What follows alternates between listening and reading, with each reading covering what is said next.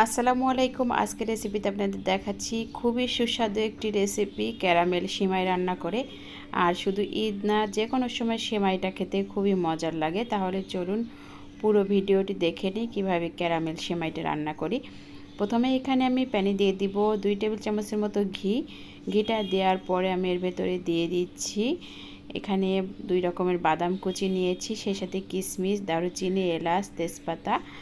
এখন আমি দিয়ে দিলাম এই যে 1 মুঠের মতো লম্বা সিমাইটা দিয়ে বাদামের সাথে হালকা করে একটু ভেজে নিচ্ছি আমি।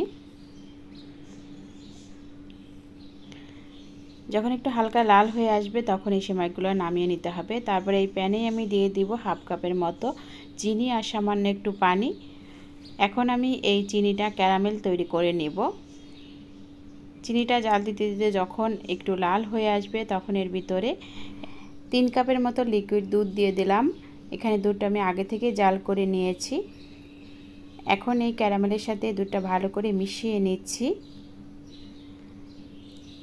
এখন দুধটা যখন ভালো করে ফুটে উঠবে তখন এর ভিতরে আগে থেকে এই তো ভেজে নেওয়া সিমাইটা দিয়ে দিব। তারপর কিছুক্ষণ আমি এই দুধের সাথে সিমাইটা রান্না করে নেব। এই তো ভালো করে মিশিয়ে দিলাম। এখন আমি সিমাইটা রান্না করে নিচ্ছি।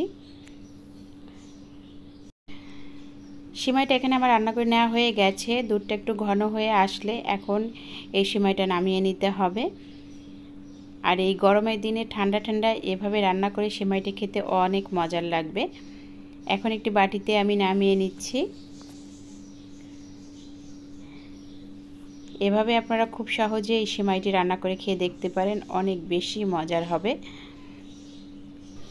এখন উপরে কিছু কিশমিশ দিয়ে আমি একটু সাজিয়ে নিচ্ছি। আপনাদের পছন্দ মতো আপনারা এই সিমাইটি সাজিয়ে নিতে পারেন। আর এভাবে রান্না করে আপনারা ঠান্ডা ঠান্ডা পরিবেশন করবেন, খেতে অনেক বেশি মজার হবে। আশা করি রেসিপিটি সবার কাছে খুবই ভালো লেগেছে। ভিডিওটি দেখার জন্য সবাইকে অনেক